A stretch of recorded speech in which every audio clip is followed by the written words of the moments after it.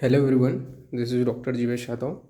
तो अगर आप भी BAMS फर्स्ट ईयर की एग्ज़ाम दिला रहे हो जो NCISM सिलेबस के अकॉर्डिंग जिनका कोर्स था और वो फर्स्ट टाइम ही एग्ज़ाम दिला रहे हैं BAMS फर्स्ट ईयर का, तो ऐसी 5 चीज़ें जो उनको बच्चों को पता नहीं रहता और वो गलती हर कोई करता है, टॉपर हो चाहे कोई भी हो, करता ही है वो गलती। वो 5 चीज़ों के बारे में यहाँ पे डिस्कस करूँगा और ये आपको कोई और वीडियो में नहीं मिलेगा। ये मुझे पता है, ये जो चीज़ें मैं बताने वाला हूँ वो आपको एक बार आप पूरा वीडियो देखना, आपको खुद ही समझ में आ जाएगा कि क्या चीज़ें रहती हैं, क्या क्या नए चीज़ें रहती हैं जो आपको वहाँ पे फेस करना पड़ता है। तो मेनली जो 5 चीज़ें हैं, वो पहला तो आपका वही है, इन्फॉर्मेशन पेज रहता है जो आपको मिलेगा एग्ज़ाम सेंटर में। जब आप जाओगे तो जब आपको आंसर शीट मिलता है तो उसमें इन्फॉर्मेशन पेज रहता है, उसमें क्या क्या चीज़ें जो हैं वो आपको फिलअप करनी होती हैं। तो वो चीज़ मैं बताऊंगा यहाँ पे। उसमें बहुत सारे बच्चे, मैक्सिमम बच्चे उसमें गलती करते हैं और उसमें ही आधा टाइम अपना कंज्यूम कर देते हैं फर्स्ट पेपर में, जिसकी वजह से उनको टाइम नहीं मिलता है और पेपर ख़राब जाता है क्योंकि उनके पास टाइम ही नहीं बचा, क्योंकि वो आधा घंटा से उस पेपर को ही, इन्फॉर्मेशन पेज को ही फिल कर रहे थे। तो क्या क्या चीज़ें रहती हैं उसको मैं बताऊंगा। सेकंड थिंग रहता है आपका आंसर राइटिंग पैटर्न, क्या रहना चाहिए आपका आंसर राइटिंग जो पैटर्न है। अब ऐसा तो नहीं है कि आपको एक्स्ट्रा सीट वहाँ पे मिलेगा, आपको एक लिमिटेड पेजेस मिलते हैं और उसमें लिमिटेड आंसर लिखना है। और ये एनाटॉमी के पेपर में मोस्ट ऑफ द बच्चा, टॉपर से टॉपर बच्चा क्यों ना हो, ये गलती करता है क्योंकि एनाटॉमी में डायग्राम बहुत सारे बनाने होते हैं। अब उसके चक्कर में पूरा पेज भर जाता है, तो लिमिटेड पेजेस रहते हैं, उसमें आप कैसे करके आप चीज़ों को अच्छे से करोगे, क्योंकि एक्स्ट्रा सीट तो नहीं मिलेगा वहाँ पे आपका मेन एग्ज़ाम फाइनल आंसर जब लिखोगे तो उसमें क्या क्या चीज़ें आपको करनी है वो चीज़ मैं बताऊँगा। Third thing, time management. Time management के बारे में आपने बहुत जगह सुना भी होगा। एग्ज़ाम, अभी सिंपल सी बात है, नीट एग्ज़ाम दे के आओ तो आपको टाइम मैनेजमेंट के बारे में पता भी होगा, बट यहाँ पे आपको कैसा टाइप से आपको टाइम मैनेजमेंट करना है वो मैं यहाँ पे बताऊँगा। फोर्थ थिंग, पासिंग जो मार्क कितना रहता है। तो देखो, पासिंग मार्क हर कोई जानता है कि 50 रहता है, बट किस टाइप से आपको रहता है, किस टाइप से भी आप पास हो सकते हो, वो चीज़ मैं बताऊंगा यहाँ पे। तो ये भी बहुत इंपॉर्टेंट चीज़ है, कैसे करके रहेगा।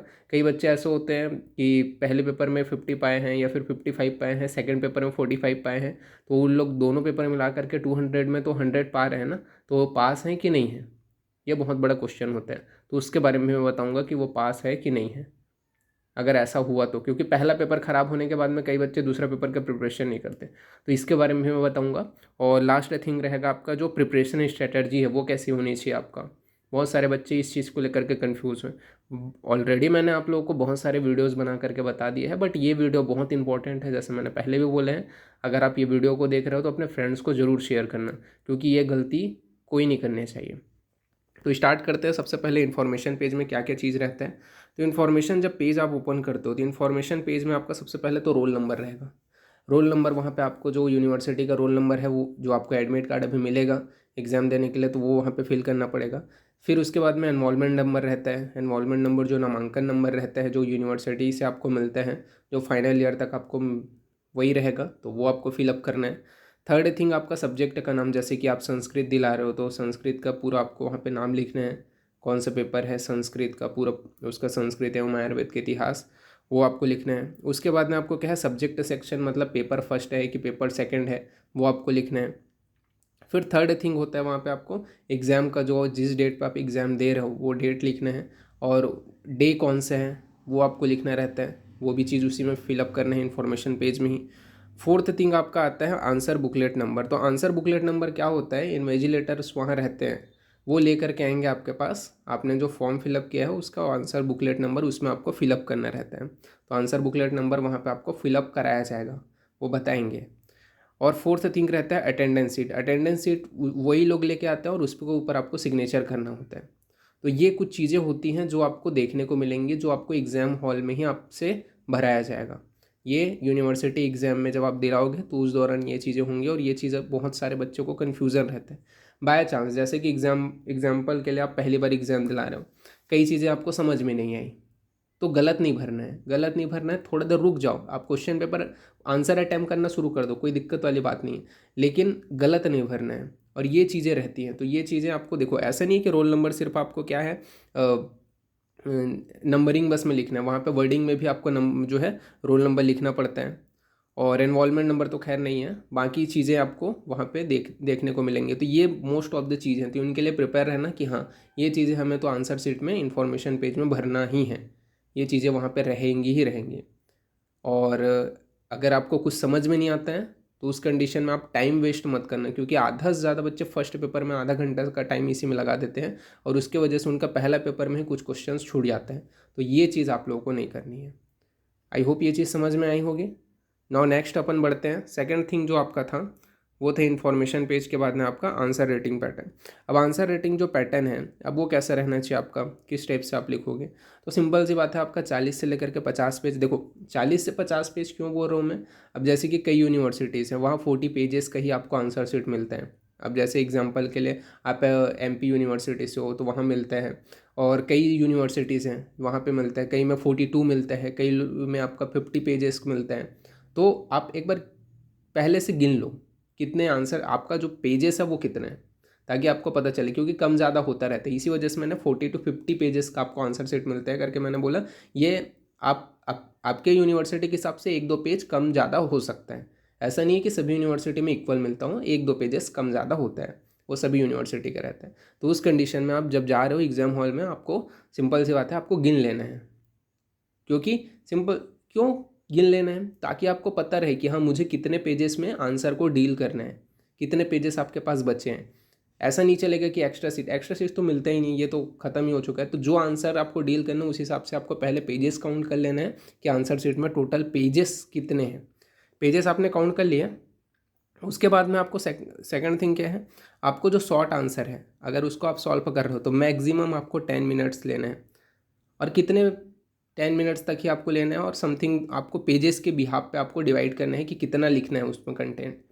ऐसा नहीं कि बहुत सारा लिखते जाओ, 5 मार्क का क्वेश्चन है, ऐसा नहीं करना है। आपको पेजेस के हिसाब से आपको उसको डिवाइड करना पड़ेगा, और 10 मिनट्स मैक्सिमम देना है। लॉन्ग आंसर जो है उसको 15 से लेकर के आपके 18 मिनट तक आप दे सकते हो, ये आपका टाइम है। तो ये टाइम मैनेजमेंट भी आपको ध्यान देना है। तो टाइम मैनेजमेंट भी मैंने यहाँ पे ही बता दिया। तो आंसर रेटिंग जो पैटर्न है वो कैसा रहेगा, तो आपको पेजेस के बिहाफ पे आपको डिसाइड करना पड़ेगा। ओके, बाकी ऐसा है कि आंसर रेटिंग में वही है कि आंसर नंबर फर्स्ट, फिर उसके बाद में उस क्वेश्चन का पूरा आंसर, सभी चीज़ें। तो वो चीज़ें मैंने प्रॉपर आप लोगों को प्रोवाइड किया है, कैसे करके लिखना है वो चीज़ मैंने बताया। और कई बच्चे ये बोल रहे थे कि सर कंटेंट बहुत ज़्यादा रहेगा, आपके पास है कंटेंट लेकिन आपको 5 मार्क में पूछा कि तो 5 मार्क के हिसाब से आप लिखोगे ना उसको। कई लोग का ये मैसेज आता है कि सर अब इसमें तो बहुत सारी चीज़ें अपन को याद है। ठीक है, आपको बहुत सारी चीज़ें याद है, आपको उस टाइप से ब्रॉड पढ़ाया गया है, बट उसको आपको 5 मार्क के हिसाब से ही लिखना है। इसी वजह से मैंने बहुत सारे क्वेश्चंस पेपर हैंड रिटन में सॉल्व करके अपने टेलीग्राम चैनल में डाल दिया है। उसके PDF के पास में आप जैसे ही लिंक पे ऊपर क्लिक करोगे तो उसका पासवर्ड भी मिल जाएगा, आप वो सारी चीज़ देख सकते हो। तो वो चीज़ मैंने बना बुनाया पका पुकाया आप लोग को दे दिया है। तो मेरे टेलीग्राम जो ग्राम चैनल है डॉक्टर जीवेश यादव नोट्स, उसके ऊपर आप देख सकते हो फर्स्ट ईयर के जितने भी क्वेश्चंस थे, क्वेश्चन पेपर्स मैं अपने हिसाब से आप लोगों को प्रोवाइड कर सकता था, मैंने प्रोवाइड कर दिए हैं, आप उसको देख सकते हो। तो आपको ये चीज़ समझ में आ जाएगा कि 5 मार्क में कितना लिखना है, और आपका 20 मार्क का है, सॉरी 10 मार्क का है तो उसमें कितना लिखना है। तो वो चीज़ आपको वहाँ पर से समझ में आ जाएगा। तो ये चीज़ आई होप आप लोगों का क्लियर हो गया होगा। ओके, वहाँ पर पैटर्न आप एक बार और देख लेना, तो मैंने जो प्रोवाइड किया उसको। नाउ नेक्स्ट अपन आगे बढ़ते हैं। पासिंग मार्क कितना रहता है, तो हर किसी को पता है कि 100 में 50 पाना होता है, लेकिन जैसे मैंने कहा स्टार्टिंग में ही कि अगर एग्जाम्पल के लिए अब क्या हुआ, अब किसी बच्चे का बाय चांस, खुदा ना खास्ता बाय चांस, अब उसने पेपर दिलाया, फर्स्ट पेपर में उसका पेपर फर्स्ट खराब गया, फर्स्ट पेपर उसका ख़राब गया और वो अपना आके काउंट किया तो उसको समथिंग मान के चलो 45 या 49 के अराउंड मिल रहे हैं। ओके, तो क्या है वो बच्चा डिप्रेस हो जाता है कि मेरा 49-45 के अराउंड आ रहा है, मैं क्या करूं करके। तो आपको सेकंड पेपर की तैयारी करनी है। क्यों करनी है सेकंड पेपर की तैयारी, क्योंकि आपका जो फाइनल रिजल्ट मिलेगा, जैसे कि एग्जांपल के लिए अब मैं बोल रहा हूँ संस्कृत के बारे में बताता हूँ आप लोगों को। संस्कृत को लेकर के बहुत सारे बच्चों को कन्फ्यूज़न होता है। फर्स्ट पार्ट में आप लोगों को पता है ग्रामर वाला पोर्शन है, बहुत कम बच्चों को समझ में आता है। ओके, ठीक है, पढ़ना तो है आपको, उसको पढ़ोगे, लेकिन सेकंड जो उसका सब्जेक्ट है संस्कृत पार्ट 2 है, वो स्कोरिंग सब्जेक्ट है। अब अगर आप पहले पेपर में बाय चांस अब किसी का ग्रामर बहुत कमज़ोर है तो पहले पेपर में वो बच्चा 45 ले आया और सेकंड पेपर में उसने क्या किया 50 ले आया, तो ऑल ओवर 200 पेजेस 200 आपका नंबर का हो रहा है। तो अगर वो बच्चा 100 पाता है, चाहे वो दोनों मिलाकर ही क्यों ना हो, तो वो क्या है पास कहलाएगा। वो पास रहेगा। चाहे वो फर्स्ट पेपर में 45 ही क्यों ना पाया हो, लेकिन सेकंड पेपर में 50, यहाँ पे आपका सॉरी यहाँ पे 55 है, 55 है, ठीक है, बाय चांस गलत हो गया था, 55 है, तो 55 है, तो दोनों मिला करके आपका 100 हो गया। तो 200 में टोटल संस्कृत का जो पेपर हो रहा है उसमें अगर 100 पा रहा है, ये मैटर नहीं करता कि इसमें 45 है या 35 है, दोनों मिला करके उसको 100 पाने हैं। ओके, तो वो पास की श्रेणी में आएगा, वो पास रहेगा। यूनिवर्सिटी का ये रूल है, अभी तक जो रूल चल रहा है वो मैं बता रहा हूँ, ये रूल है, अभी तक ऐसा ही चल रहा है रूल। तो ऐसा समझना नहीं है कि पेपर फर्स्ट खराब गया तो पेपर सेकंड अपने को नई तैयारी करना है। बिल्कुल आप पूरा कोशिश करो कि पेपर, अधिकतर बच्चे यही कोशिश करते हैं कि पेपर फर्स्ट खराब गया है तो सेकंड में उसको कवर अप करने का, और ये चीज़ आपको करना है। ओके, तो संस्कृत से बिल्कुल डरना नहीं है। पहले तो ऐसा था कि एक ही पेपर रहता था तो ग्रामर रहता था तो डरते भी थे। अब तो सेकंड पेपर में तो आपको उतना ग्रामर है ही नहीं, फर्स्ट पेपर में ही है जो भी ग्रामर है। सेकंड पेपर में थ्योरेटिकल ही पार्ट्स हैं, जो आपके अष्टांग के भी कुछ इंक्लूडेड चैप्टर्स हैं। तो सिंपल सी बात है, डेफिनेशन वगैरह की चीज़ें हैं, तो उसको आप ऐसे ही पढ़ के वो पढ़ते भी हो तो उसमें आपको उतना दिक्कत नहीं होगा। तो पासिंग मार्क यहाँ पे आप लोग को आई होप समझ में आ गया होगा। ओके, कि आपको 100 में 50 पाना रहता है, तो यहाँ पे अगर आप 200 है तो आपको 100 पाना है टोटल संस्कृत का। जैसे कि इसी प्रकार पदार्थ विज्ञान का भी है आपका, रचना शरीर का है, क्रिया शरीर का है, तो दो दो पेपर हो रहे हैं। तो उस कंडीशन में आपको संहिता अध्ययन में, भाई वो बात है कि संहिता अध्ययन में आपको ये 50 पाना ही पड़ेगा। अगर 50 से अगर कम पा रहे हो तो आप फेल हो जाओगे, एटी केटी आ जाओगे। तो आपको 50 पाना ही पड़ेगा संहिता अध्ययन में 100 में। ठीक है, तो ये हो गया। नाउ नेक्स्ट अपन आगे बढ़ते हैं, प्रिपरेशन स्ट्रेटजी कैसी होनी चाहिए। तो प्रिपरेशन स्ट्रेटजी के बारे में मैंने प्रॉपर एक आप लोगों को वीडियो बनाया हुआ है जिसमें मैंने बताया है कि इस स्टेप से आप पढ़ोगे तो 100% पास हो जाओगे। तो उसी बिहाफ पे आप पढ़ो। मैंने जैसे बोला है कि लॉन्ग आंसर वाले जो क्वेश्चन है उसको पहले देखो, आप लॉन्ग आंसर जिनका है उनको पहले आप सॉल्व करो, फिर उसके बाद में शॉर्ट आंसर को आप जो है डील करो। तो उसी बिहाफ पे आपको उसको डील करना है, ऐसा नहीं है कि शॉर्ट को पहले कर रहे हो। तो जो उसके ऊपर मैंने प्रॉपर वीडियो बनाए हुए हैं, मैंने PDF भी आप लोग को अवेलेबल करा दिया है कि कौन से टॉपिक से कितना नंबर का क्या क्वेश्चन आएगा, ये भी मैंने आप लोग को बता दिया। मतलब मान के चलो मैंने सब चीज़ पका के आपको दे दिए हैं, A to Z।